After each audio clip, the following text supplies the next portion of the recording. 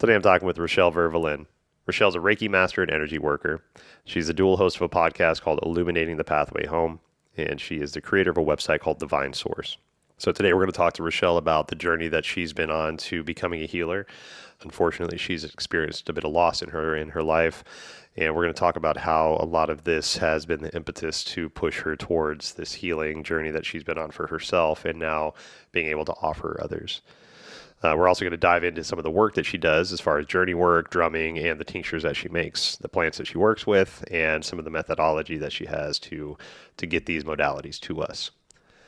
I love people that are practicing their authenticity and leaning into what they feel is right for them as a human being. And I really love hearing people's paths. So I really hope you get something out of the conversation with Rashell. We'll see you on the other side. But first, a message from our sponsor. Anamkara is a gorgeous meditation and healing center, offering daily in-person and virtual services to help bring you back to the center of who you truly are. They serve through a collective of practitioners, healers, and teachers, offering daily meditation classes, one-on-one healing sessions, workshops, personal ceremonies, and private events, plus corporate and team training, all with mindfulness at the core. The center itself is located in the heart of downtown Spokane. Every part of it was built, designed, and curated for you to drop into your calm place. They have a large community space for daily meditation classes and workshops, as well as 2 one-on-one healing rooms, a community kitchen to gather for tea, plus a well-stocked apothecary for you to gather all of your self-care and ritual needs. Hannah Talbot, the owner and founder of Anamkara, dreamed of opening this space for years. It is her ultimate manifestation, and she cannot wait to share it with those in the Spokane community, but also through the virtual ethers, wherever you may be. Pop in for a class today. You can follow them on Instagram to book and stay up to date. Check out the website, the full schedule, meet the practitioners, and view all the offerings. Visit them at anamkarahealing.center. Anamkara, may you be nourished and ignited. Our healing journey can be difficult and might feel lonely at times. That's why I love sound baths. When we can get together in a community, we intrinsically support and feel supported by others. And that combined energy can help us go deeper into our own healing journeys. And all you have to do is just lay there for 1 hour and listen to beautiful healing sounds. I'm a sound healing practitioner, and I hold sound baths on a regular basis in the greater Seattle area. You can find my next sound baths on my website at adamrealhealing.com. That's Adam, A-D-A-M, Real, R-I-E-H-L, Healing, H-E-A-L-I-N-G.com. AdamRealHealing.com. Your healing is worth your time. And now an uninterrupted podcast with Rashell Valin. All right, welcome back to our show. Today I'm talking with Rashell Valin. Rashell was introduced to me through Hannah Talbot, which you'll hear that name quite a bit on the show. Hannah runs the Anamkara Center down in Spokane, Washington. So Rashell is a Reiki master, energy worker, hosts a podcast, which we'll talk about a little bit later, and the creator of Divine Source. And Divine Source is an online store and offerings that you have. So Rashell has just a beautiful journey. She has a lot of amazing practices that she works with.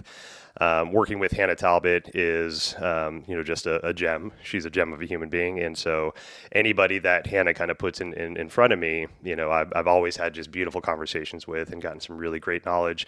Listeners have always gotten something beautiful from it. So I'm really excited to dive into you and your journey and to some of the practices that you have to help your clients and that have helped yourself also.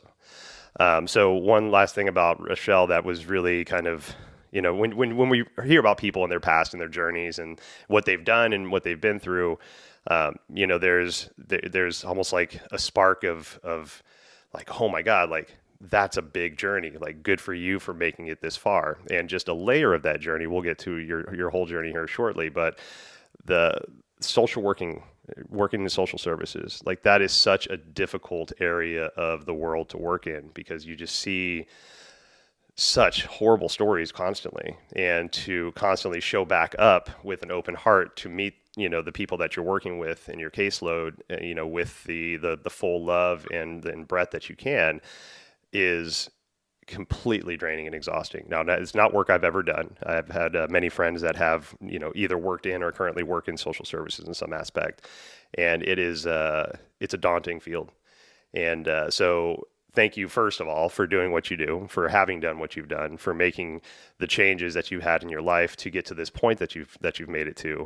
And to helping the people that you help. There's so much beauty in being a person that can hold somebody's hand through their journey, right? Through their healing process, through and giving them tools, showing them that they have the strength and the courage to do this. And there's such a beauty in watching that process happen. And so today, I want to kind of start off with Rashell and talk about her journey, and how she got to the healing path that she's on. Some of the things that she's moved through in her life and some of the practices that she has. So Rashell, thank you so much for joining us. You're amazing. And I'm really honored to share this space and this time with you. Thank you so much, Adam. I appreciate you and I appreciate being here. And I definitely appreciate Hannah for introducing us and making this opportunity. So thank you. My pleasure. So, Rashell, do you mind kind of starting off with how you've gotten into this healing journey that you're on? First, as the person that needs the healing, but then also the person that shares space and can kind of guide people through their healing. Absolutely. So when I was a young child, Hmm. I had a very deep relationship with Earth just from the start. Um, and I remember driving in the car with my mom and my dad on the mornings that we would be traveling from San Francisco to Stockton to attend farmers markets. My dad was a commercial fisherman, abalone diver, Hmm. and we would take crab up to the farmers markets there in Stockton. And I remember sitting in between both my parents in my dad's box truck, and seeing the sunrise and just seeing the sun shining through the clouds and just instinctively knowing like there's something greater than me that exists, Hmm. and it exists in earth and it exists in spirit. So that curiosity was always there. I was baptized Catholic, and we weren't very committed, to the practice, but the religion itself interested me in the saints and the angels and reincarnation. Um, my dad was diagnosed with AIDS when I was 5. So death was something that I um, became familiar with because I was forced to become familiar with the idea of death. Hmm. And, as a kid, trying to wrap your head around that, it can be very challenging. So the ideas of reincarnation, the ideas of angelic forces and angels and life after death interest me because I wanted to have a connection to my father in the spirit world. Hmm. Um, and so that's kind of what started it, kickstarted it. After my dad passed away, I was, an at-risk youth. I was the youth that was out there partying and drinking and getting multiple MIPs, and trying to kind of find my way um, through my journey. Yeah. Um, so that's what sparked the healing journey. Yeah. That's so interesting that you can remember back to being a child and those moments of like looking out the window and catching that awe moment of like, man, there's definitely something out there that I don't understand. Because for me, my journey I shouldn't say never. My journey didn't allow me to ask that question until I was in my 30s. If anything, I numbed that question a lot when I was younger. Religion wasn't very prevalent in our house. It was, you said Catholic. My mom was Catholic. My mom and dad were both Catholic, and my dad was a truck driver. Wasn't around that much, but my mom tried when she was very young, when she had her family young, to take 3 boys to a Catholic church. 3 very young boys, and try to do the hokey Yeah. pokey that is the Catholic rituals. You stand up, you sit down, you shake your hand, you kneel, and all that stuff. And with 3 young boys, my mom's like, "Nope, we're not doing this. This is chaotic. You find religion on your own. Like when you get old enough, you'll figure it out." And that to me right now, like I used to look back and be like, well, man, that door was closed. I didn't even have an opportunity. But I think that was the perfect opportunity I needed to find it myself and not have something force fed into me, and just to find religion on my own. But to be able to look back like yourself and see and to know those young moments as an adolescent, as a young child, and being like, man, there's some cool shit out here that I don't know about. That's just a Yeah. beautiful thing to be able to remember that.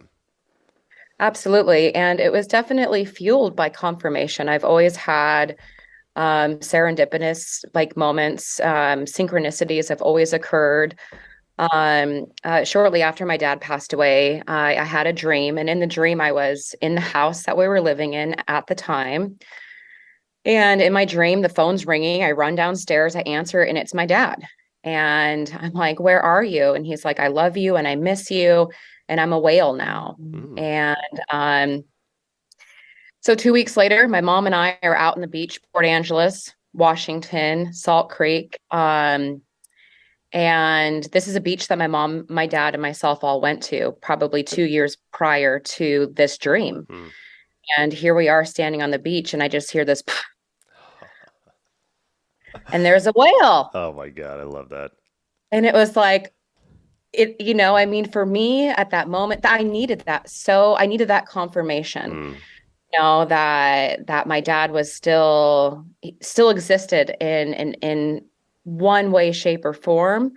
So yeah, that was a huge confirmation. And I'm grateful for that moment. Yeah. And I have those moments quite often, with numbers, or I'll be thinking of something and it just appears. Um, and a lot of it just is, having faith in the unknown, believing in things that are unseen. Yeah. Yeah, it's very powerful. Yeah, and in our human minds, when things like that happen, if we don't have a context to put it towards, maybe like a spiritual idea, religious idea, we rationalize that stuff, and we're like, "Oh, that was interesting," that was, and then we'll just like dismiss it. "Oh, that orb just keeps following me around, weird thing in my eye. I don't know what's going on," or you keep hearing this sound, or very easily rationalize the whale at the beach. Like, "Oh, that's very coincidental that there's a whale here, and I just had to dream about my dad. That's weird." One of the quotes I heard recently that I love, and I can't remember who said it, but it might have been Neil deGrasse Tyson, but I'm not positive. But basically, the paraphrase quote was a randomness is a universal law that has not yet been recognized. Because there's no randomness, there's no coincidence. Everything is calculated. Everything happens for a reason. Maybe we don't understand it and we don't see it right away, but there is a reason. So with the whale and your dad, is that something that kind of has followed you? As far as the whale representation of your dad, do you see that quite a bit, or do you have like a relationship with whale now? Um, I mean, I definitely am drawn to it. Mm. I hold it close to my heart. Um, I feel like he's always with me, Yeah. you know, and yeah, but I mean, I don't think it made like it didn't like put the whale on, make it like this hierarchy of an animal. Right on. Yeah, it was just a nice representation of this is dad coming back and saying what's up. He's always with me. Yeah, Yeah. definitely. And it's those beings are always around us. Whether it's somebody that's passed away or somebody that's moved away. There's always ways that we can channel that energy around us and feel that warmth and that love of the person that we're missing. I do that with my mom and my dad now, who both passed, but also with my brothers. My oldest brother lives in Texas, and not all the time I can just pick up the phone and call him, but I can. But I can also just lean into the feeling of love that I feel when my brother's there, and embrace that feeling. And I think that's something we forget about as humans, especially with our siblings and our familial members. We're blood related. There's definitely a connection. There's a light. There's an energy connection between your blood relatives that you can tap into at any point in time. Absolutely. Yeah. All right. So journeying through, the passing of your dad and working through religion. So what were some of these next steps that kind of moved you through the, like you said, at-risk adolescence, at-risk teen to, getting into, maybe you're more towards the path that you're on now? Yeah. So watching during the AIDS pandemic, I watched my dad. He was in a lot of the ACT UP and Fight AIDS like activist parades. Wow. And I think that definitely sparked like the activist in me. Hmm. And it definitely sparked like this person that, is passionate. I'm very passionate about human rights. The rights of humans and people matter to me. Yeah. Um, and watching him experience what he went through, the discrimination, definitely fueled my fire to want to work with and help people. Um, my grandma had an adult family home, and she took care of people with developmental disabilities and elderly folk. So around 18, I decided that I wanted to get into direct care, working with people with developmental disabilities. I worked at a psychiatric hospital at one point, Mhm. and I managed a residential facility for three high behavioral men. And during that time, I went to college at Marylhurst University, and I designed my own degree in interdisciplinary studies. Hmm. And the degree was really designed around um, showing the interconnectedness of life, Hmm. and answering my question, who am I and what is my purpose and what is my being? Um, a few years prior to going to college in my early 20s, my firstborn Abigail ended up passing away from cancer. Oh man. And yeah, she was 13 months old when she was diagnosed with stage 4 extraskeletal myoxide chondrosarcoma. Wow. Um, and just watching her go through what she went through, it was tragic. Yeah. Um, and How old I'm were very how old were you when that how old were you when that happened with your daughter? um I was 22 when she passed 22. away. Okay. Yeah. Wow. That's really young. Um, so it was I feel honored to have had the time and to have to have had the time to be with her, to experience her life, and to have been be a mom.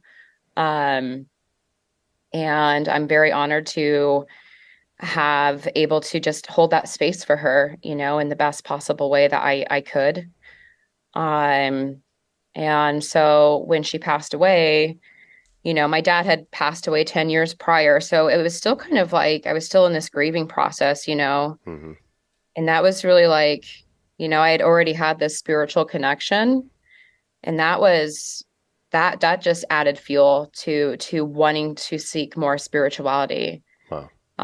Because it was like I have to have a connection with her.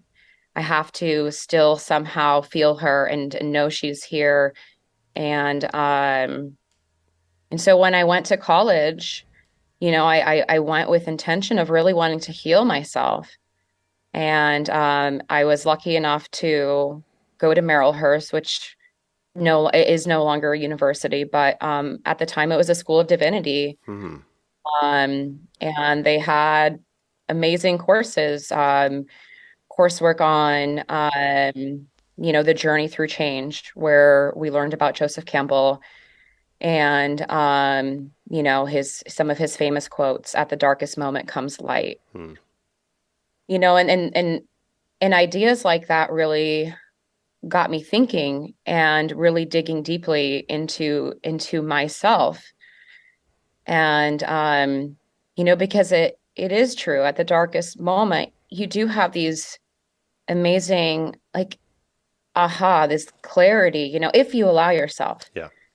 and so I was having these huge breakthroughs while going to Marylhurst, um, because all of the courses that I was taking were in some way, shape, or form helping me. Yeah. And the school was very writing intensive. There wasn't tests, and I was able to be very subjective. So a lot of the courses I took, I was able to demonstrate how my life experiences taught me the actual coursework, um, the teachings and the principles, the ideologies, and yeah, I designed my own degree. My senior paper was on the physiological and psychological healing effects of energy fields. Wow. And I knew that someday, some way, I was going to I was going to have a center of some sort, or a practice, that was going to incorporate energy work and Reiki, working with the earth, working with the plants, something in that nature to help people. Yeah. Yeah. Yeah, the statement that you made about the lessons and the understandings that you learn if you're open, you open yourself up to it. That's just a beautiful statement. When my dad passed away about 13, 14 years ago now, and when he passed, he was my first parent to pass, not the first close person to me to pass, but that one impacted me pretty hard. And I was still very much involved in drinking and just a non-healthy lifestyle. I didn't discover spirit. I didn't have any peaceful practices. I just leaned into more drinking. And when my mom passed this last September, I was in a much better place to share space with her and to be with her and to sit with her while she passed.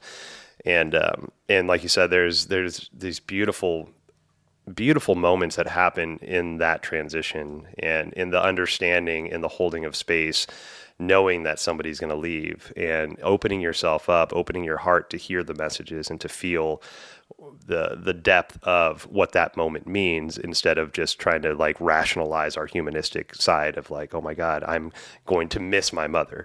Yes, I'm going to miss my mother, but there's also this opportunity to talk with somebody that's right there at the veil, right? And to share that space and to not rationalize the things that she's telling me, because I could very much easily be like, well, mom's on a bunch of pain meds right now. She's, in whatever state of mind, and I can, dismiss all the crazy cool things that she's saying. But if I actually listen to what she's saying and take it to heart, I can find meaning in that, and that meaning that I found has led to, tattoo remembrances of, to honor my mom, energetic practices that I now call on to honor my mom that she gifted me in those moments of her transition. So there are lessons to be learned always. Are we always ready to hear those lessons? Maybe not. But if we can just hear a message, right? You don't have to hear all the messages, like just a nugget of a message, right? Just open your heart up to the understanding that there's something bigger there for this moment that's happening. That's a journey in itself. And I'm not saying that like it's easy, just flip a switch and be present and be like, oh, that's cool, mom's gonna die, everything's gonna be fine. No, that still fucking sucks, right? But where's your piece of this? Where's your way to show up in this, right? And I think that's where the opportunity is. Absolutely. And I know for myself, like just despite the tremendous amount of suffering that I had to go through Mm, to get to where I am now, there's always been so many beautiful teaching opportunities. And I don't and I know I wouldn't be who I am now. Um, People say, well, would you change everything? Of course, I would. I would much rather have my father here and much rather have my daughter here. right. But because I don't, I'm embracing these moments of being able to connect on a spiritual level, on an energetic level, and just be aware, of the signs, Right. that are constantly surrounding me. Right. Um, So yeah, after my degree, I had all this experience in social services, working with developmentally disabled, working with these at-risk youth. And I wanted to get a career. And so it was my opportunity to finally be able to apply for a position with the state of Washington, Mm-hmm. because you have to have a degree. And I ended up getting a position with Juvenile Rehabilitation Administration, and I was a counselor for youth offenders through their program. That was a short jaunt, and from there I went into children's administration, working with kids in foster care, and working in Indian child welfare. Um, and in that position, I seen a lot of social workers, a lot of young social workers, with their fresh master degrees in hand, coming in, very motivated, but sticking to the books, looking Right. at these parents like, you know, you're the problem, your kids are in care because of the mistakes you made. And of course, there's rhyme and a reason for it, Mm. but there was a lot of lack in empathy, for the parents, I felt like. And being in the position that I was in because I had lost a child, um, I was able to hold a different type of space for the parents that I worked with. And and I feel like it was really beneficial, being able to have empathy and to really hear them, when they were speaking their stories about, you know, why their kids are in care, Yeah. and then really trying to help provide them the services that they need to get their kiddos back. And there was some cases where I was not able to return the kids. But there was a lot of positive instances where I was able to reunite the kiddos with their families as well. Um, but the toll of that definitely, it took a big toll on me. And when you work for the state, and this is across the board for most state workers, when you get burnt out, you want to continue to work for the state, Yeah. because it's benefits. So you jump to a different position. And so I ended up jumping into adult protective services, Mm. thinking, well, that will be easier. They're adults. It's not kids. Yeah. It's not going to be so like, it's not going to tug on my heartstrings as Uh, much. And I spent 6 years there. At 2 of those years, I was what's called a self-neglect specialist. So I worked with exclusively people that self-neglect. okay. And that's basically an inability to care for yourself, functional, mental, or physical inability to care for yourself. And I've seen so much suffering that it really, it ignited the passion and the flame within to try to get out as soon as I could. So I could step into, you know, working with the plants, working with energy, Yeah. working with Reiki. Um, Do you mind if I ask you a question real quick?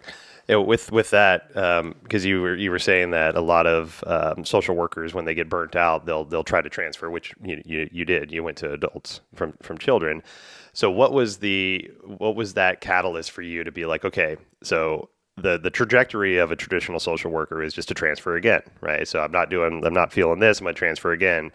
But you chose the path of like, okay, no, there's something different. I'm going to do something different with this. So, like, what was that catalyst? Did you kind of like hit a brick wall? Did you get like burnt out again and was like, this is not for me. I want to help people, but in this aspect, it's just not working. when I decided to leave the state, Yeah. well, it was taking a physical toll on my body, and my mental health was um, becoming severely affected. Mm. Because of just my caseload, and the amount of work that was on my plate and everyone else's plate that are in case carrying positions. Hmm. Um, I couldn't keep up. My anxiety was so bad, I was having panic attacks. I would get to work and I was in fight and flight, but getting to work, then I was in freeze mode. Mm.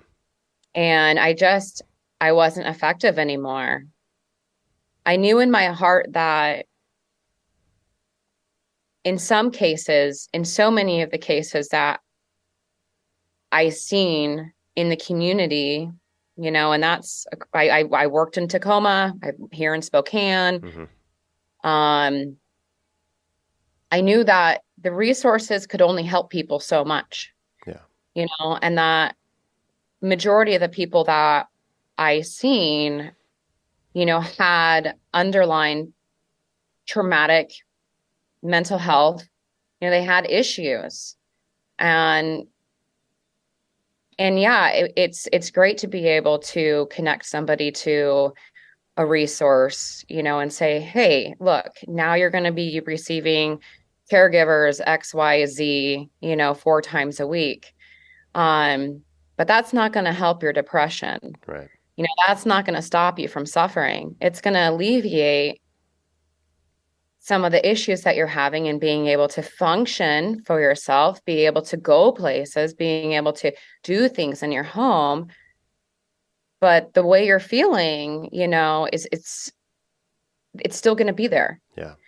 And it was really hard for me to continue knowing that there is help, there is modalities that are effective in helping people that suffer from, PTSD. There are other modalities that help people with depression, that exist outside of, traditional talk therapy, that exist outside of, medication. Um, and so COVID happened, and all of a sudden, there was a lot of like-minded people popping up. Mm-hmm. It was kind of like my people were popping up, the spiritual people, kind of the woohoo, the crazy ones. And I'm like, wow, there's a lot of us. And I just felt this like motivation. And I had already kind of previously put it out there to the universe that I wanted to start a business, working with herbs and making tinctures. Um, then 2020 came. I made a commitment to stop drinking alcohol, which had been my vice for years. And I just became very inspired and motivated to make the change. Mm. Um, Things that with the state continued to go downhill. And I decided to just take a leap of faith. There you go. And that's what I did. My kids and I moved in with my mom and my grandma. Mm-hmm. And I just went for it. I started making tinctures and going to farmers markets and selling them. And then I ended up getting a space that had a room for a healing room in it. And then I met Hannah, or no, I met Hannah before that, but everything just kind of fell into place. Like I started making the tinctures, going to these markets, Mm-hmm. and that was, like reassuring, like, yes, I can do this. I can go out there. I can sell, tinctures. I can talk about herbs. I can talk about their healing, their healing qualities and properties. Then I met Hannah, and I was speaking to her about, doing Reiki and working with the drum and how I'd like to do that more often. And she just kind of scooped me up and she's like, okay, yeah, sure. Come on over here. And so by 2021, 2020, no, by 2022, I was selling tinctures and offering Reiki services.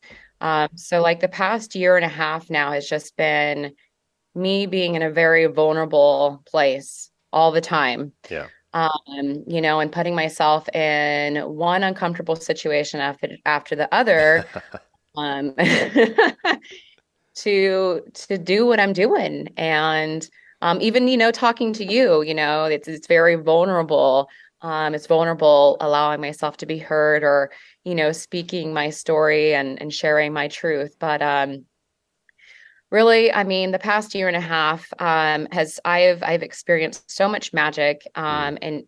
and really, quite honestly, like it's like I really see every single moment now as just an opportunity to be a better person, to connect deeper to myself, to connect more with spirit, and I've met incredible people along the way. I'm continuing my studies in an advanced healing course right now, where I'm learning how to do soul retrieval, Mm. um, and just very powerful modalities. And while I'm learning that, I'm having the work done on me. Right. And so, so many of my unhealed traumas um are being mended. I finally, for the first time in my life, feel like I'm becoming whole again, that I am, becoming the person that I was meant to be. And it's all because I took that leap of faith. Hell yes. I love the COVID push, and that was something that was a big impetus for me too. That was my opportunity to finally slow down. I worked in restaurants for close to 20 years. And, when the last year and a half before COVID, I had moved my way away from restaurants finally, and I was managing a yoga studio. But, my work ethic that I've been taught was just work, work, work, work, work, always work. My mom worked all the time. My dad worked all the time. So subconsciously, that was just the drive that we had, brothers and everybody. So COVID happened and it was like, okay, oh shit, I get to slow down. And what am I going to do? I don't know what's going to happen. I'm a list maker. I've been making lists for years, and I've got this list on my phone that's my shit I don't have time for list. And there's all this stuff on there, from YouTube channels to making bracelets to doing podcasts, all this stuff. And it was like, well, okay, I've always said I don't have time. Now I have nothing but time. And to your point about all the, the woo woo people just started like coming out of the woodwork and shit. And I felt that too, because finally I think enough of us had a chance to slow down to realize that this doesn't work anymore. This is not right. And that whisper that a lot of us hear, and some of us dismiss, some of us listen to it, but that whisper got stronger because the collective consciousness was like, no, no, no, no, no, this is not right. We're all slowing down. We all have time away from work. We all, hopefully nobody's, people are in a place to where they can, they can listen to those voices. I know that COVID was traumatic for a lot of people, but, for a lot of the people that didn't have the sicknesses or the financial stress that went along with that, had an opportunity to listen. And that listening changed a lot of people's paths into something more altruistic for themselves or for their family or for their community, away from how much can I make and how little time, and then how much can I spend, I think, we need that shakeup. We need that shakeup to shake the ant farm up and get the paths all fucked up. And we have to make these new paths. And are we going to make the paths the way we used to? Because a lot of us aren't really happy with the way those paths were made. So Absolutely. yeah, so transitioning, like how do we transition? And then, hearing your story about, like I'm taking a leap of faith. I'm moving back in with mom and grandma. I'm going to do something different. I know this is probably not the path I thought I'd be on when I was this age, but you know what? We're going to fucking do this, right? And also Yeah. like just embracing your family. Like that's something I think in the Western culture that we've moved quite far away from. But, a lot of the different cultures outside of the United States embrace their elderly family or embrace their kids. And they all continue to live together, and to feed off each other with that knowledge and that growth. Absolutely. I mean, now that, we've been there for quite some time. I mean, my grandma's going to be 87 here in a couple of months. And my daughter is 7, my son is 9. And for them to just even have a relationship with their great grandma is Mm, is really unique and special in itself. But then to have the opportunity to see the cycle of life, to see mom, me helping Gigi get up every morning, yeah. and then being able to participate and helping with that too. And just seeing the routine. I mean, I think it's so important for them. And I think that in the long run, having that relationship and having this knowledge and really, that connection, that deep rooted connection to family and being there for each other is very important. And they're only going to thrive because of it. Granted, there are times where I, just want to pull my hair out and, say, F it, I'm done. But I can't and I won't. Yeah. Yep. I think Yeah. we need those moments too, those moments of like, God, what in the hell is going on? Because that's a lot of that for me personally is my ego, being not happy with the way that I feel that I think things should go. But there's also this idea that, we're moving with the flow of life. And the more we try to direct the flow of life, the harder life is. The more we move with the flow of life, the more it kind of makes sense in the long run, Yeah, Yeah. absolutely. Well, Go with with the flow. Yeah, exactly. Okay, so now you're moving towards the modalities that you've worked with. The tinctures that you're creating, which is beautiful. I love working with tinctures. That's one of my favorite medicines to work with. But also, there's other modalities that you've kind of moved in towards, and that's shamanic drumming, some grid work, and so with your path and finding tinctures. What kind of led you to the tinctures that you work with and the medicines and the plants that you work with, and then kind of like building on those modalities. Yeah, absolutely. So, when my son was about, I think, yeah, he was not quite one yet. I had I had a dream, Mm. and I think there was an animal. I dreamt of an animal, and I went to look up the meaning, the shamanic meaning behind the animal, and it talked about roots, and it talked about unconsciousness, and it talked about plants. Mm. And then a couple weeks later, my kids' dad and I were up in Seattle, at this bar listening to some band in Belfair. Is that the Bellevue. neighbor? Yeah. One of the neighborhoods. Yeah. And there was this shop, an herbal shop. And they had these beautiful, huge plants in the window. And I was like, oh, let's go see. And they had a workshop listed with a gal, Cedar Mountain School, I believe. Mm. She may have changed the name of it. But Suzanne is the founder of the school, and she was up in Mount Vernon. And at that time I was able to participate. Mm. So I started an apprenticeship with Suzanne, wildcrafting, and every weekend I would drive from Tacoma up to Mount Vernon, Ooh. and Suzanne would take us on these adventures in like the hills of the Cascades or down over by Anacortes, and all of these really amazing places. And we would walk around, we would identify different plants. She would talk about their properties and whatnot, what they're good for. And I just fell in love. I fell in love with working with the plants and learning how to make medicine with the plants. And because my son was so young, it gave me that motivation to really start looking at my health and, what do I want, for my child? What do I want for myself? And I pretty much completely switched over to working with plants and plant medicine just all together. And very rarely do I use anything that's over the counter. I do work with like homeopathic medicines and stuff. But being able to go and forage the plant, bring it home, make the medicine for myself, for my son, for my partner at the time, for my family, was very empowering for me, because it was like I was taking my health back into my own hands, using the earth, Yeah. using nature. Um, and that's how that started. That's Yeah. I beautiful. mean, I had a cupboard just full of different tinctures being made. And Yeah. sometimes I didn't mark, sometimes I forgot to mark them. And I'm like, what is this? Um, and then the kids and I, a few years ago, we were living out in Spokane Valley before we moved in with my mom. And the house that we had was on like an acre, and it had an elderberry tree in the Mm. backyard. And the blue elderberries are everywhere around here in this area. So I harvested some. I made a tincture one year, and that following cold and flu season, the kids and I were taking it, religiously, Hmm. and we were healthy. It was like my daughter would ask, "Can I have some honey medicine?" Because there was honey in with the elderberries.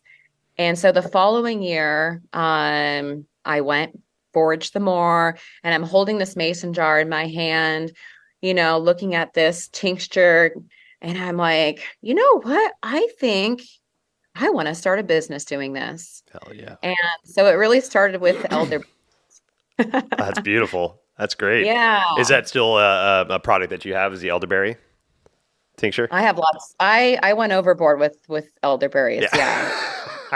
Well, I did go into a little bit of fear mode during COVID and I bought like 20 pounds of dried elderberry, Okay. thinking the world's going to come to an end and I have to have as much of this as possible. So I definitely overdid it. And then I harvest it, I forage it. Uh-huh. So I have the fresh and the dried. And yeah, I have elderberry for days. I'm actually going to make some gummies out Oh, there of, you go. out of what I have because I need to use some of Just it. siphon down some of this elderberry inventory you got. Yeah, yeah, no, but it's been really amazing. I take online courses with the Evolutionary School of Herbalism. Hmm, With Saja Popham is the founder, and he's just amazing. And that he teaches, about the spirituality of the plants, and he teaches about the planets, and so I'm learning such good material and information through him. And then I also take online courses through the Herbal Academy. And what I've realized it's a lifelong engagement. right. I'm never going to be an expert. Um, but I love what I'm doing. I love learning about the plants. I love making the medicine, and then getting out at the markets and talking to people about the benefits, and then having my repeat customers come and say, this works, it's amazing, it's the best I've had. I've made some really cool formulations, that are based off of the seven chakras. Hmm, So I dug into like the metaphysical properties of some plants. And yeah, I'm definitely coming out with like more metaphysical tinctures here soon. beautiful. Um, so yeah, and then I was like, and then I decided, well, I want to do the energy stuff too. Hmm. And I really piled everything on my plate. And then some days I'm like, what am I doing? How can I do it all? I don't know but I am capable. I can do it all. Right, right, exactly. That in a way, like you wouldn't be gifted all of that desire to learn and to dig into those things if spirit didn't think you were ready. It was like, no, no, Rashell, you got this. This might seem like a struggle. This might seem like, what the fuck am I doing? But like, you got this. Well, and I've learned too, it's like if we wait until we think we're ready, quote unquote, we're never gonna get started. Right. I mean, because some of us think, well, I have to have a master's degree, or I have to have my doctorate degree, or I have to have this and I have to do that. No, you don't. You just have to have the heart to do it, Yeah, definitely. Um, There's a quote. absolutely. There's a quote I heard recently. A person talking about like that kind of idea. Where, let's say that all of a sudden like you have this idea and you're like, well, there's no way I can do that. I don't have the time. I don't have the money. I don't have the effort. The whatever. The knowledge. Whatever. I'm just cool idea, but no. And then let's say a week later, you see somebody doing that idea, and then you're like, oh shit, they stole my idea. And the way this person put it was like, no, no, no, they didn't steal your idea. That idea was ready to be birthed, and your antenna was up and it caught that frequency, but you weren't confident enough to do something with it. So that frequency kept traveling until it found somebody that was ready to do something with that knowledge. And that's kind of like what you're talking about, that could seem overwhelming, but your antenna was up there and was like, nope, caught it. We're going to do something with this. I don't know how the hell we're going to figure this out, but we're going to do this. Right. And that's, that shows the strength that we don't know that we have. Right. Because we have this story of scarcity of like, I don't have time, I don't have money, whatever it is. But your energy within your body is like, no, we got this. We know what we're doing. It's going to be hard because we're not used to this, but that difficulty is going to breed something beautiful. And that's going to add to our spiritual evolution or the evolution of what we're working towards. Yeah. And I mean, how am I going to become that expert, quote unquote, that I want to be unless I'm actually doing the work, talking about it, teaching it, educating people, practicing, working. I Hmm. mean, I have to do it. It's the experience that really counts. Definitely, especially with this type of stuff. The more you work with the medicine, the deeper you get to know the plants. The meditation with the plants, the choosing of the plants, like all this, the whole process of being present with that that's where the magic happens. A long time ago, I was doing some research on Ayurvedic medicine and different Ayurvedic chants, and I came across this passage. I can't remember where, but they were talking about how back in when we used to harvest things by hand. Now we have machines and we have the processing with machines. There's very little things that are processed by hand now. And one of the things that in India, what they used to do was they would chant. They'd have chants when they were harvesting the herbs and things like that. And one of the chants that I found was the Chamunde Durga chant. It's Om Aim Hrim Klim Chamundaye Viche. And while the people were harvesting these plants, they would sing that chant to them, and that chant activated the herbs and activated the actual magic within that plant, so that it could come and be observed by humans. And Yeah. and so like with that, like that's something that I do every single time I take a plant medicine now, whether it's my microdosing, whether it's, my tinctures that I take, I try to remember to chant that, to try to activate that hidden magic that's inside there so that it can give me, something that works deeper with me on a cellular level. But it's Absolutely. that constant work. The more you work with the modality that you're working with, the more those secrets start to unlock, and those like, oh, hey Rashell, here's a little tidbit from your drumming now that you've done this for this long. Boom, here's new knowledge. Yeah. Well, and I mean, it really, the plants have a consciousness. Yeah. They have an intention, and that intention is, the healing modalities and the constituents, the properties that they're offering to us. Mm. I mean, dandelion root. I mean, obviously it's environmentally, I mean, the plant, I mean, that little flower, for the bees, Mm-hmm. right? I mean, that's supporting the ecosystem. The leaves are great for our liver, and the roots are great for no, the leaves are good for our kidneys and the roots great for our liver. But that plant grows with that intention, Mm. I mean, it knows, I mean, this is why it's here. Just like the bees know, they're here, to help, pollinate flowers Yeah. and to make honey, which is another amazing medicine.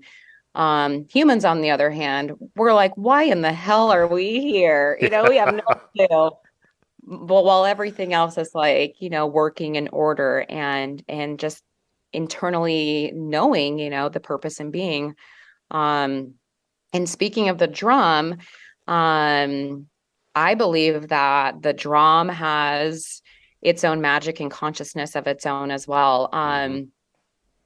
It is probably the most powerful tool that I use currently right now for myself and working with other people as well. Um, so I apprenticed with a shaman back in 2016 after my apprenticeship with Suzanne doing the wild crafting. Mm-hmm. And that's when I started to understand more about the power of the drum and journeying to the lower world and the upper world. And so traditionally, um, shamans are that bridge between earth and spirit. Mm-hmm. And when we're drumming or when people are drumming, the drum creates a trance like state, where we're able to tap into our unconscious. Mm-hmm. And it does this by activating different brain waves, delta, beta brain waves that help induce that trance-like state. Um, when I'm drumming, there are times that I feel like I am out of my body. Like I literally can just feel myself move from my physical into the etheric realm. Mm. And I now lead people on journeys. I don't do so much the traditional lower world, upper world anymore. I've developed my own style, Okay. which is more like letting people remain where they are on the physical plane and just taking their I mean, obviously they're always remaining in the physical plane, but when you take them, down into the underworld, you're like taking their etheric, their spiritual body down into these different realms. Mm. But what I'm doing is I'm just kind of moving through the chakras, and then I'm helping root people to the Earth Star. And then through that, I drum and I allow people to remain in just a trance-like state. And people when they submerge from these experiences, they've oftentimes like have had encounters with, their higher consciousness, with their ancestors, um, or they just feel really refreshed and rejuvenated. I also use the drum in my Reiki sessions. Mm. So I'll start off with drumming and always leading, into some sort of a journey. Um, but what's really cool about the drum is you do singing bowls. Hmm. So you're familiar with the frequencies, Very and much. each frequency is, connected to a different emotional state oftentimes, Hmm. right? Or like an organ, Yeah. people like or chakra. Um, like the 528, is it 528 frequencies connected to our heart, I think? I believe so. Yeah. Yeah. So the really cool thing about the drum is it's playing multiple frequencies. So it's able to touch on multiple areas within our bodies, Yeah. and heal so many things at once. Yeah, most definitely. I personally use drumming for my personal work to do journey work. To you mentioned meeting guides or your ancestors, and that's the way that I kind of communicate with who I call my teacher. And I'll sit, drum, meet my teacher, and then my teacher kind of takes me to where that person feels I need to go. Whether it's to meet an animal that I'm working with, to take me to my mom, or to meet my past self, or things like that. And I found just a lot of peace with that modality, and a lot of depth in things that I didn't think I could find. And same with rattle. Sometimes I'll move between the rattle and the drum. But with soul retrieval, you mentioned earlier that that's something that you're moving towards and you're working with. Do you utilize the drum in soul retrieval also, or is that something that's a little bit different? So right now I am just I don't have my certificate yet. Hmm. Um, so I'm not like I that's not included in my sessions. Hmm. Um, but when I'm practicing with people, yeah, I'm working with the drum. Yeah. And soul retrieval is really special in that, we're going back to our younger versions of ourselves, usually when a traumatic event happened. Hmm. And we're taking our present self and we're going back and giving our younger self words of advice or being there for them, in the moments that when we had nobody as that younger version, Yeah. we're able to go back and be there for them now. And basically it's kind of like filling up these gaps, because Yeah. it's like so much of my trauma when I was younger, um, I didn't have anyone, and I was going through all of this really heavy stuff. Not to say that I was completely abandoned, but I mean, my mom, she was going through her own trauma, Right. she was not as available to me as I needed her to be. And so I was really left by myself. And I was thinking about this recently. It's like I almost kind of created more trauma by being by myself, Hmm. because when I was with myself and grieving the death of my dad or grieving the death of my daughter, I kept asking why, and I was almost driving myself crazy. Hmm.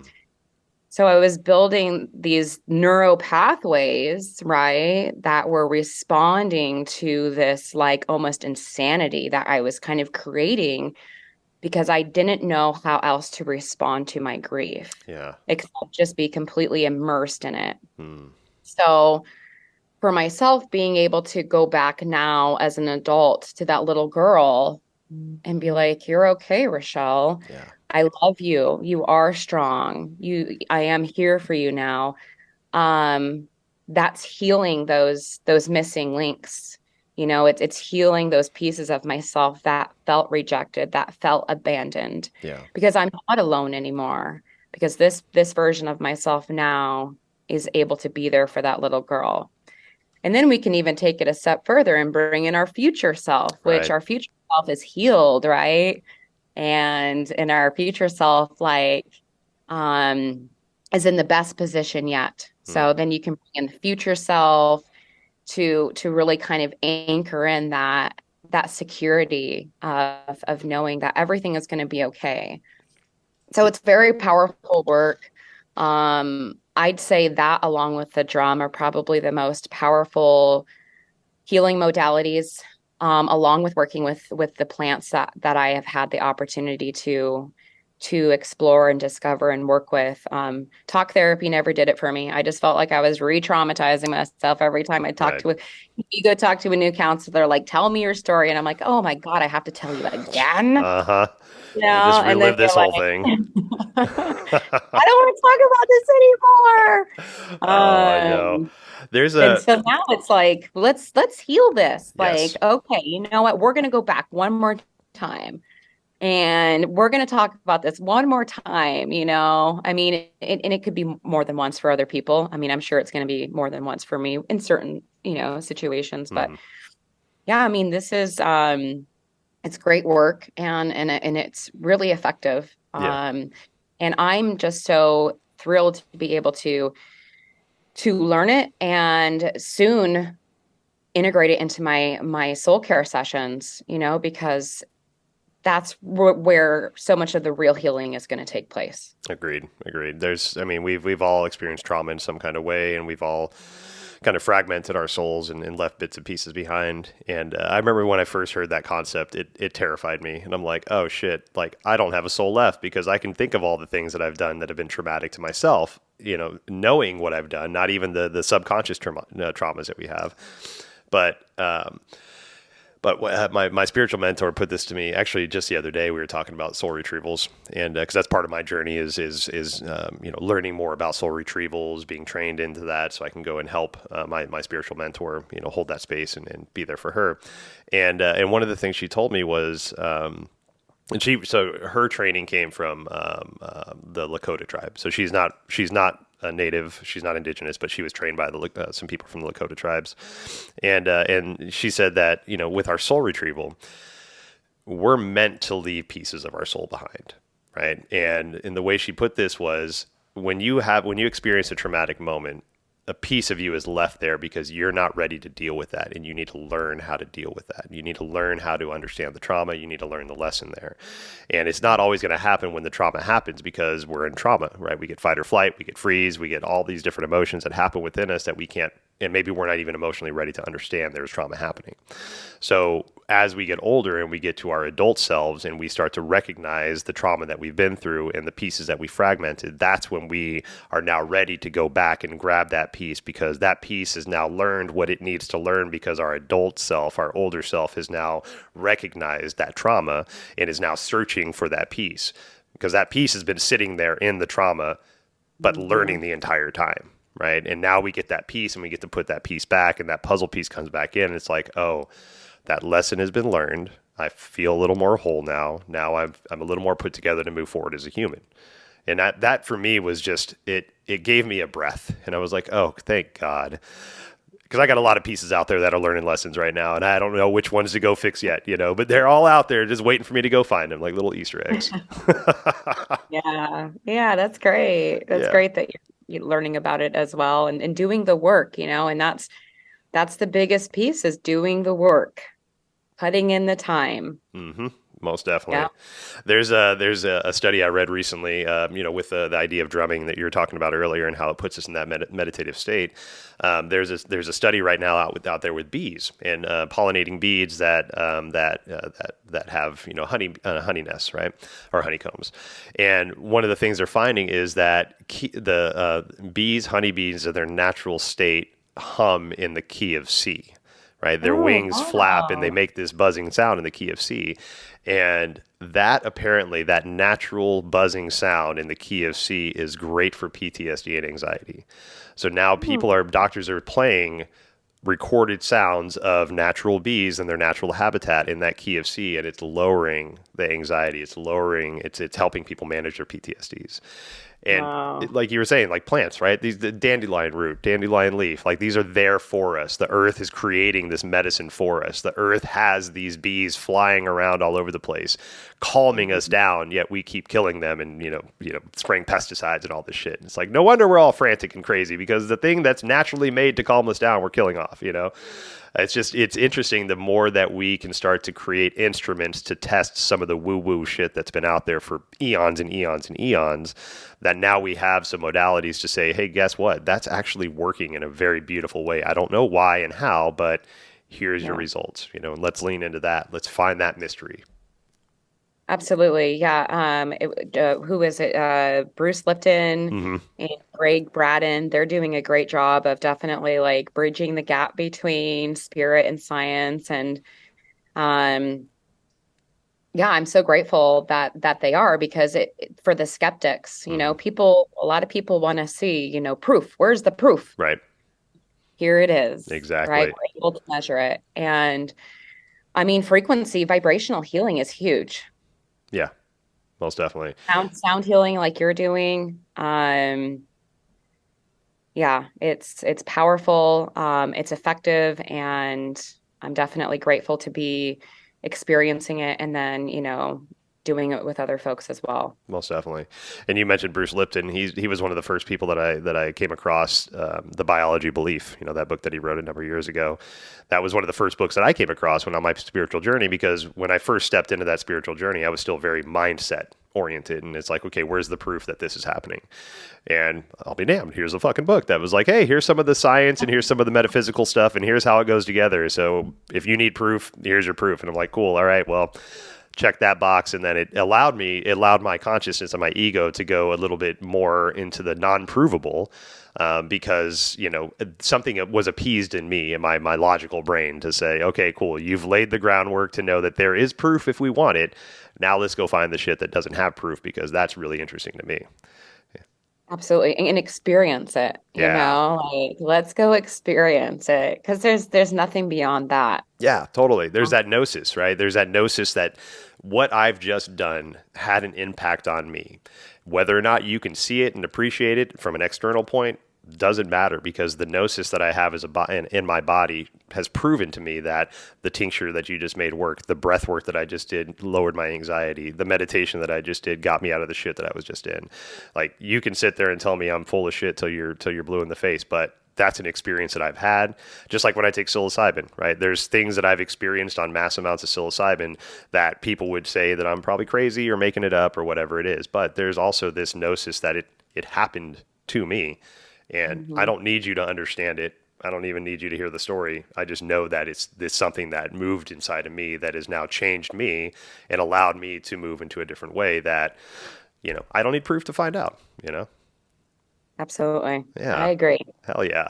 Well, with all the schooling that you're doing, I love the thirst of knowledge. It just sounds like you're like ravenous for this, like, what's next, right? How can I integrate this new modality into my life and help my clients in their practices? So what is you've said that you're doing a lot of coursework right now, and so as this starts to integrate into your practice, do you have your eyes on more things that you want to look at as far as integrating for your clients, or are you are you kind of moving with this bolt of knowledge that you have and just kind of seeing where that takes you? Um, of course, I have a desire to get a master's degree someday, Okay. a doctorate degree someday. Um, but right now, I think this is good. I think that the bulk of what I'm doing with the plants and with energy and spirit, I definitely have a full plate. Yeah. And I'm constantly trying to figure out how to make it all work. So that's kind of where I'm at right now. And I've spent a lot of time developing like what curriculum would look like, for soul coaching, um, and integrating the plants into that, I mean, if somebody were to come in for say 5 weeks, what would that look like? And Mm. so I've been working on some course material and yeah, I think for now this is good. Yeah, you've got quite a full plate. Well, Rashell, thank you so much for sharing your time with us and your knowledge and your journey. I know that parts of your journey that you spoke about are very tough, and I appreciate your vulnerability for open to talk about your grief and your bereavement and the process that you've gone through with that. I've had a few people on that have had experienced pretty traumatic grief in their journeys, and the listeners have been very moved and helped by the stories that they hear. So thank you for that vulnerability, and thanks for doing what you do. We need help as humanity, and the more people that can help us and give us modalities to work with and to share that space. And just to be that loving person that can share information with, that's super important. So thanks for doing what you do. I appreciate your contribution to humanity. Yeah, thank you. I definitely I think my mission right now is to help bring people back to the remembering, Hmm. remembering their true purpose, their true being, and helping them find their hero within, because it really is within us that we find that hero. So that's the goal. That's the big goal right now. That's beautiful. And there is a hero within every single one of us. We just need to recognize that. Absolutely. Beautiful. Well, Thank you so much for having me. thank you so much. I look forward to seeing you again.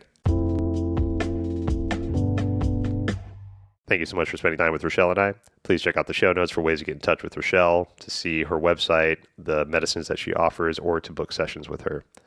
And as always, please like or subscribe to the show to show your support. Go Basins and Love. We'll see y'all next time.